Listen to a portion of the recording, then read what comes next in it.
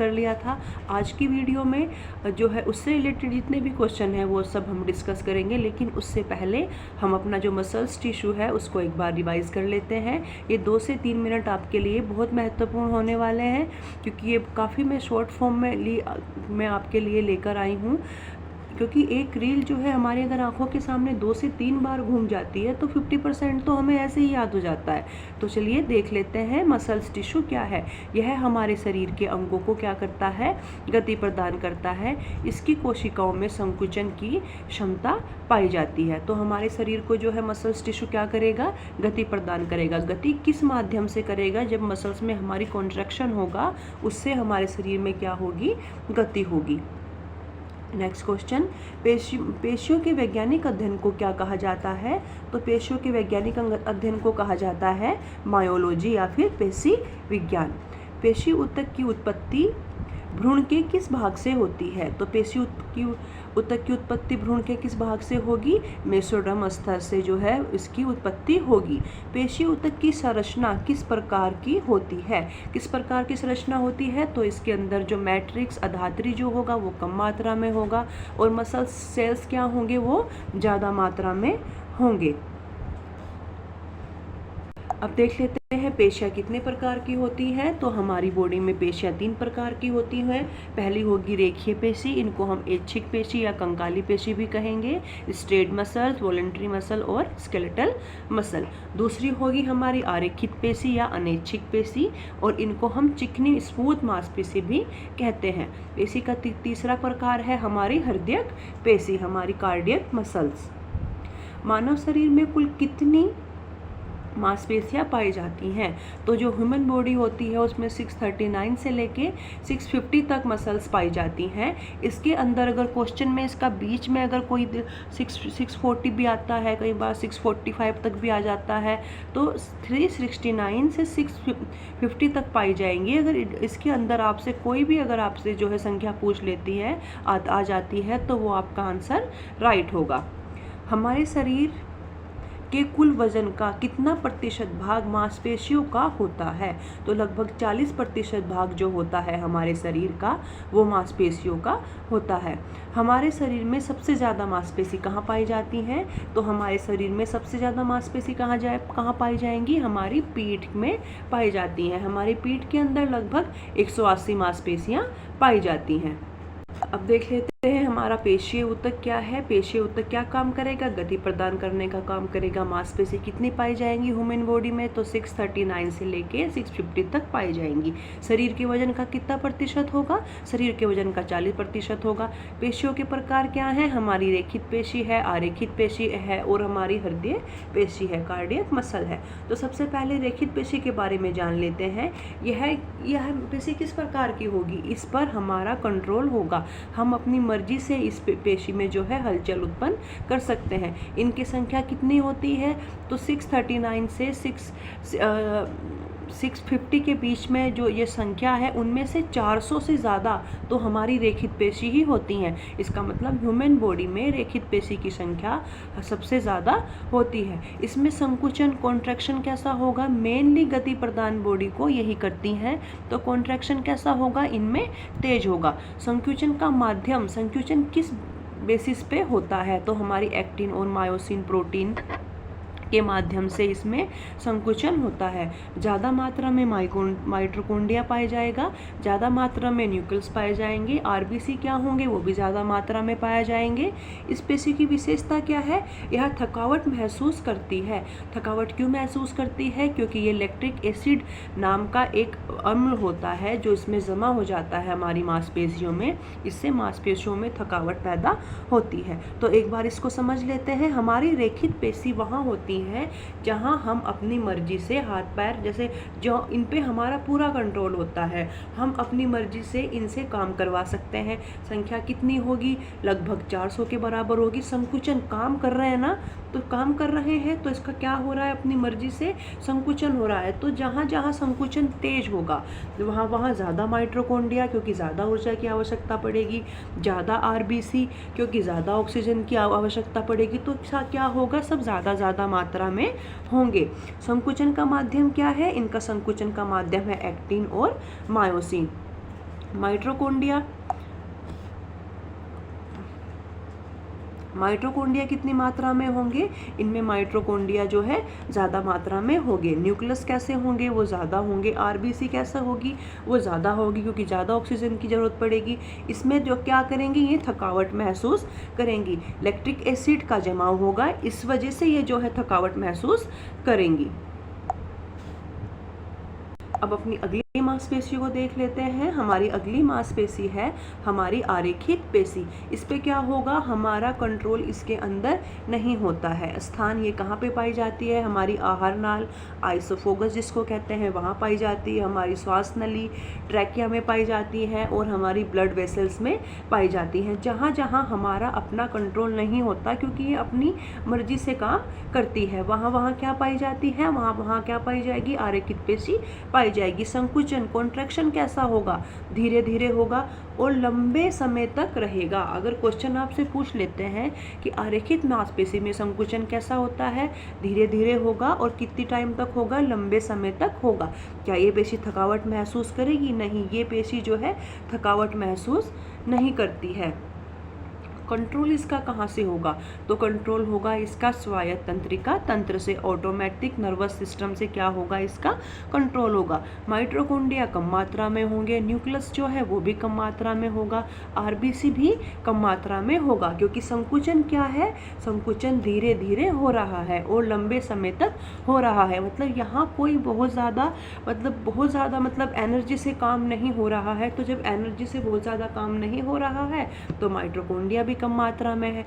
RBC किसकी form? RBC का क्या काम है? ऑक्सीजन का परिवहन। तो ऑक्सीजन भी क्या है?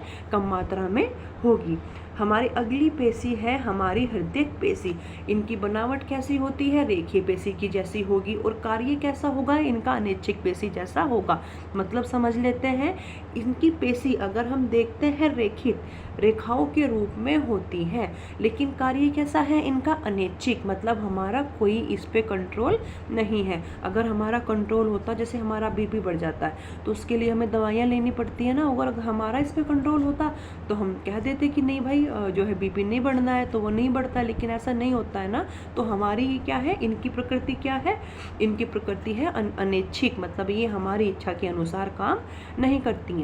अच्छा, इसमें संकुचन कैसा होता है? इसमें संकुचन, कॉन्ट्रैक्शन बहुत ज़्यादा तेज होता है।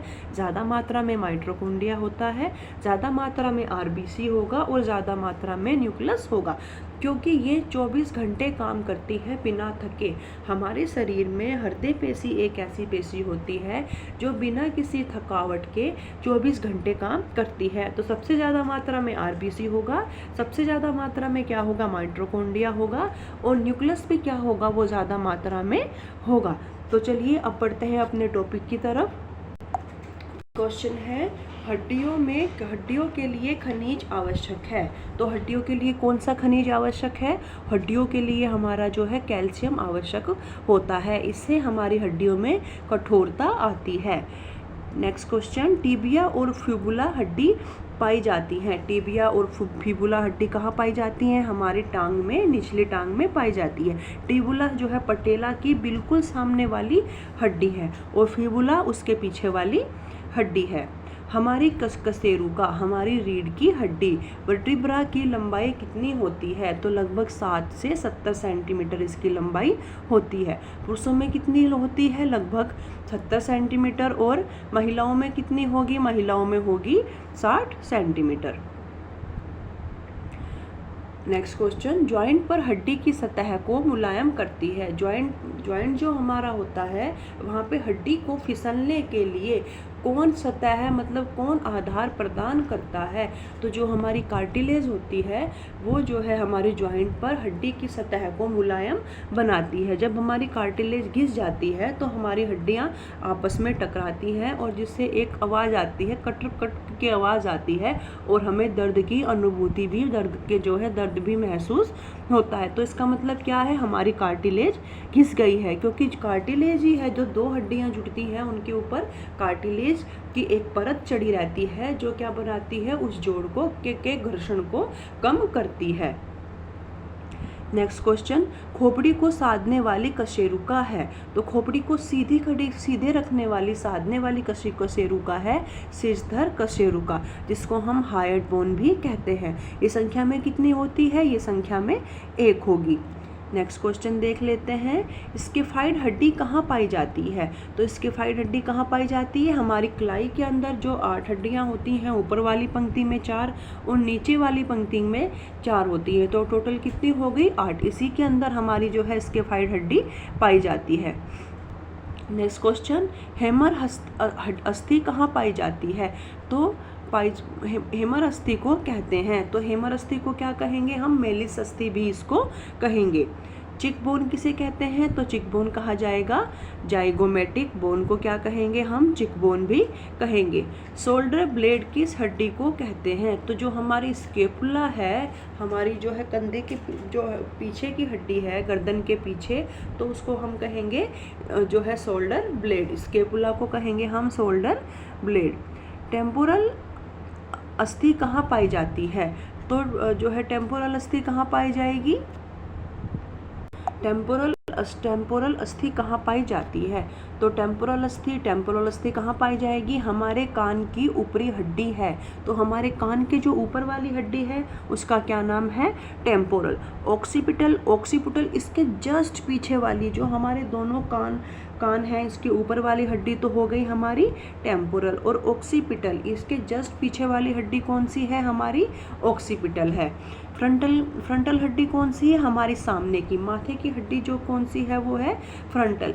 पेरिटल हड्डी कौन सी है? यह खोपड़ी में फ्रंटल के पीछे वाली हड्डी है। तो जो है सबसे सामने को कौन सी हो गई? हमारी फ्रंटल। पेरिटल कौन सी हो गई? हमारी फ्रंटल के पीछे वाली। टेम्पोरल कौन सी हो गई? हमारी कान के ऊपर वाली, दोनों साइड में, संख्या में 2। ऑक्सीपिटल कितनी हो गई? टेम्पोरल के पीछे वाली हड्डी क्या हो गई? वो ऑक्सीपिटल हो गई। संख्या में कितनी होगी? संख्या में होगी 1। नेक्स्ट क्वेश्चन, रेडियस और अल्ना हड्डी कहाँ पाई जाएंगी? तो रेडियस और अल्ना हड्डी क्या होंगी? हमारे हाथ में पाई जाएंगी। रेडियस हड्डी कौन सी है? हमारे अंगूठे के पास वाली हड्डी जो है रेडियस है। अल्ना जो हमारी लिटिल फिंगर है, लिटिल फिंगर के साइड वाली के साथ वाली हड्डी कौन सी है जो लिटिल फिंगर की तरफ गई है? वो है हमारी अल्ना। नेक्स्ट क्वेश्चन, हड्डियों में कितने प्रतिशत कार्बनिक पदार्थ पाए जाते हैं? तो हड्डियों में कार्बनिक पदार्थ पाए जाएंगे 45%। दांतों की ऊपरी परत को क्या कहते हैं? तो दांतों की ऊपरी परत को कहेंगे हम एनामिल। अब देख लेते हैं पसलियों से जुड़े क्वेश्चन आ गए। अब आप सभी को पता है हमारी पसलियाँ कितनी होती हैं संख्या में? हमारी जो रिब्स होती हैं वो 24 होती हैं, 12 एक तरफ और 12 एक तरफ। तो इसमें यथार्थ पसली किसको कहते हैं? यथार्थ पसली पहली से लेकर 7वीं पसली जो होती है उसको हम यथार्थ पसली या ट्रू बोन कहते हैं। नेक्स्ट क्वेश्चन, यथार्थ पसली फॉल्स रिब किसको कहते हैं? तो 7वीं के बाद 8, 9, 10, 7वीं के बाद आगे की जो 3 होंगी उनको क्या कहेंगे हम? फॉल्स रिब कहेंगे। नेक्स्ट क्वेश्चन, शरीर में लंबी हड्डी का कार्य क्या है? लंबी हड्डी का कार्य होता है शरीर में लीवर का काम करना। लंबी हड्डी के सिरों पर क्या होता है? बोन मैरो होता है। अस्थि का घनत्व किसमें अधिक होता है? तो पुरुषों में महिलाओं के मुकाबले अस्थि का जो घनत्व होता है वो ज़्यादा होता है। तो पुरुषों में कितना होगा? 3.88 ग्राम, और महिलाओं में कितना होगा? 2.90। नेक्स्ट क्वेश्चन, रीढ़ में वर्टिब्रा कितनी होती हैं? 33 किस में होंगी? बच्चों में। वयस्क में कितनी होंगी? वयस्क में होंगी 26। तो कौन कौन सी होंगी उनके बारे में डिस्कस कर लेते हैं। सर्वाइकल कितनी होगी? 7। सर्वाइकल कौन सी हड्डियां हैं? हमारी गर्दन की। मैंने आपको पिछले पढ़ाया सर्वाइकल की सबसे पहले हड्डी कौन सी है? वो है एटलस। उसके नीचे वाली हड्डी कौन सी है? उसके नीचे वाली है एक्सिस। सर्वाइकल के नीचे जो हमारी जो है चेस्ट के पीछे की तरफ है उन हड्डियों को हम क्या कहते हैं? थोरेसिक संख्या में कितनी होंगी? थोरेसिक संख्या में 12 होंगी। उसके नीचे लंबर, जिसको हम अपनी कमर की कटी प्रदेश की हड्डी कहते हैं, तो वे संख्या में कितनी होंगी? 5। नेक्स्ट है सेक्रल। सेक्रल कितनी होंगी? संख्या में 5 होंगी, लेकिन हम जैसे हमारी एज बढ़ती जाती है ये जो है कार्टिलेज मिलके ये कार्टिलेज के रूप में पहले होती है और जो है फिर जो है बोन का रूप धारण कर लेती हैं। तो ऐसे 5 हड्डियाँ अस्थियाँ मिलके एक हो जाती हैं। कोक्स कितनी होती हैं? ये जब हम शिशु अवस्था में बचपन में ये जो है 4 होती हैं और बाद में जो है 1 हो जाती हैं। तो इस तरीके से बच्चों में कितनी होंगी? 33 होंगी और वयस्क में कितनी होंगी? वयस्क में 26 होंगी। अब देख लेते हैं किस स्थिति में वर्टिबल डिस्कस पर सबसे ज़्यादा दबाव पड़ता है। तो जब हम बैठते हैं, बैठने की स्थिति में हमारे वर्टिबल डिस्कसन पर सबसे ज़्यादा दबाव पड़ता है। सामान्य वक्ष मेरुदंड रीढ़ में 1 से 12 वर्टिब्रा का कायोटिक कोण कितना होना चाहिए? तो ये जो है 20 से लेके 45 डिग्री के बीच में होना चाहिए। बौद्धिक क्षमता कोर्टेक्स के किस भाग में रहता है? तो किस भाग में रहता है? ये फ्रंटल भाग में रहता है। पेराइटल हड्डी कौन सी है? फ्रंटल के पीछे वाली हड्डी है। कितनी होती है? संख्या में 2 होंगी। ऑक्सीपिटल कौन सी है? ऑक्सीपिटल जो है टेम्पोरल के पीछे होगी। और टेम्पोरल कौन सी होगी? टेम्पोरल कहाँ होगी? कान के ऊपर होगी। संख्या में कितनी होगी? 2 होगी। नेक्स्ट क्वेश्चन, प्यूबिक गार्डल की कोक्सल की हड्डियां हैं। तो प्यूबिक गार्डल और कोक्सल की ये जो हड्डियां किसकी हैं? ये हड्डियां हैं हमारे इलियम की।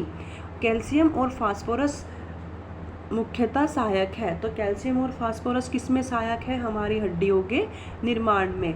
घुटने की संधि किन हड्डियों से मिलकर बनी होती है? तो जो हमारे घुटने की जो संधि होती है यह शरीर की सबसे बड़ी संधि होती है। यह फीमर तथा टिबिया, फीमर और पटेला से मिलकर बनी होती है। क्योंकि ये महत्वपूर्ण संधि है, क्योंकि पूरे शरीर का जो भार है वो हमारा घुटनों पर ही होता है। आप देखोगे कि जो मोटे लोग होते हैं उनमें जो है क्या होगा, घुटने की परेशानी, घुटने दर्द की ज़्यादा पाई जाएगी। क्योंकि जो हमारा स्ट्रक्चर है वो एक मीडियम लोड सहने के लिए ही जो है डिज़ाइन है, उसकी जो है मैकेनिज़्म है वो इतना है कि आपकी हाइट के अकॉर्डिंग एक फिक्स वेट, आपका औसत वेट, एवरेज वेट होना चाहिए। लेकिन जब उससे ज़्यादा हो जाता है तो हमारे घुटनों पर ज़्यादा जोर पड़ जाता है और हमें जो है ये घुटने की दर्द वाली समस्या झेलनी पड़ती है। हड्डियों में अकड़ाव होता है। जो अकड़ना मतलब टाइट, अकड़ाव किसके कारण होता है? तो कैल्शियम और फास्फोरस की वजह से हड्डियों में अकड़ाव होता है।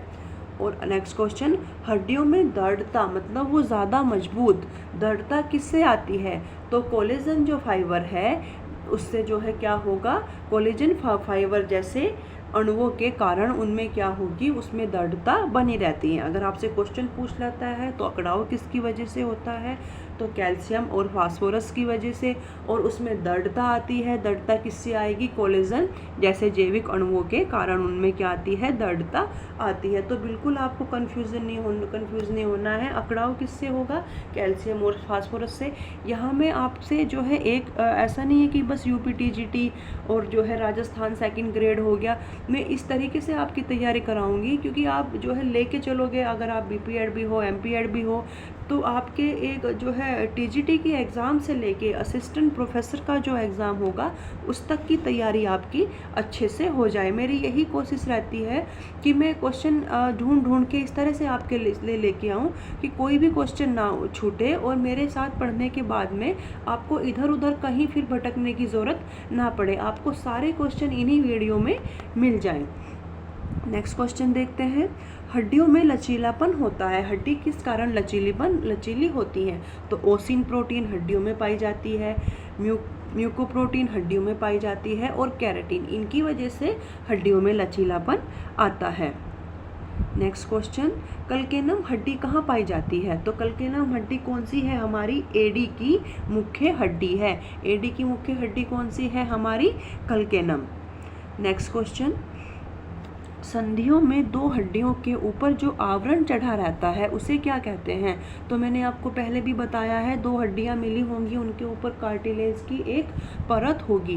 कार्टिलेज की परत होती है उनको मुलायम बनाने के लिए, उनका मूवमेंट जो है आसानी से करने के लिए।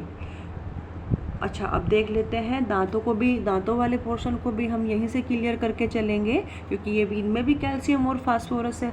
मनुष्य में कितने प्रकार के दांत होते हैं? तो मनुष्य में कितने प्रकार के दांत होते हैं? 4 प्रकार के दांत होते हैं। सबसे आगे वाले दांतों को क्या कहते हैं? तो सबसे आगे वाले दांतों को कहेंगे हम इंसीरियर। ये संख्या में कितने होंगे? 4, ऊपर 4 और दोनों जबड़ों में 4, ऊपर वाले में और नीचे वाले में। तो ऊपर 4 और नीचे 4 संख्या में कुल कितने हो गए?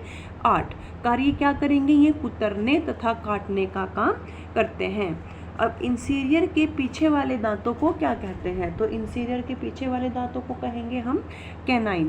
कैनाइन कहेंगे। कार्य क्या होंगे? ये भोजन को पकड़ने के साथ साथ जो है उनको चीरने का भी काम करेंगे। संख्या में कितने होंगे? संख्या में होंगे ये 4, ऊपर 2 और नीचे वाले जबड़े में भी 2। उसके बाद आते हैं हमारे प्रीमोलर। प्रीमोलर कितने होंगे? ये जो है किनारे पर चपटे और चौकोर होते हैं। इनका काम क्या होगा? इनका काम होगा कुचलना। संख्या कितनी होगी? इनकी संख्या होगी 4, ऊपर 4, दोनों जबड़ों में 4 4, ऊपर 4 और नीचे 4, पूरे कितने हो गए? 8। नेक्स्ट है हमारा मोरल। मोरल क्या होंगे? ये तेज होंगे और धारदार होते हैं। इनका काम क्या होगा? इनका काम होगा पीसना। संख्या में कितने होंगे? संख्या में होंगे 6। आगे बढ़ते हैं अपने कल भी और आज भी वाले क्वेश्चन की तरफ। तो देख लेते हैं ये क्रिकेट जो है रिकॉर्ड 7वीं बार, क्योंकि रिकॉर्ड है और 7वीं बार है, इसलिए क्वेश्चन जो है महत्वपूर्ण हमारे लिए हो जाता है। क्रिकेट महिला एशिया कप 2022 का खिताब किसने जीता? तो ये किसने जीता है? 7वीं बार ये अपने देश भारत ने जीता है। किस देश को हरा के जीता है? ये जो है श्रीलंका को हराने के बाद जीता है, क्योंकि 7वीं बार 2022 में जो है जीता है और रिकॉर्ड के साथ जीता है, इसलिए ये क्वेश्चन इम्पोर्टेंट आपके एग्जाम के पॉइंट ऑफ व्यू से है। नेक्स्ट देख लेते हैं विजय हजारे क्रिकेट ट्रॉफी 2022 किस गेम से संबंधित है? अगर क्वेश्चन आपसे पूछते हैं विजय हजारे ट्रॉफी किससे संबंधित है, तो विजय हजारे ट्रॉफी जो है क्रिकेट से संबंधित है। 2022 में विजेता इसका कौन है? 2022 में इसका विजेता है सौराष्ट्र। उप विजेता कौन है? 2022 में इसका उप विजेता है इसमें महाराष्ट्र। प्रकार क्या है, मतलब किस प्रकार की ये ट्रॉफी है? तो ये एक राष्ट्रीय ट्रॉफी है। इसकी शुरुआत कब हुई थी? इसकी शुरुआत हुई थी 2002-2003 में। किसके नाम पे? हमारे महान क्रिकेटर जो है विजय हजारे के सम्मान में इस ट्रॉफी की शुरुआत हुई थी। तो ये थे महत्वपूर्ण क्वेश्चन कुछ स्केलेटल सिस्टम से जो मैंने आपके सामने डिस्कस किए। इससे पहले मैंने पूरा स्केलेटल सिस्टम पहले वाली वीडियो में आपको लाइन टू लाइन पढ़ाया है।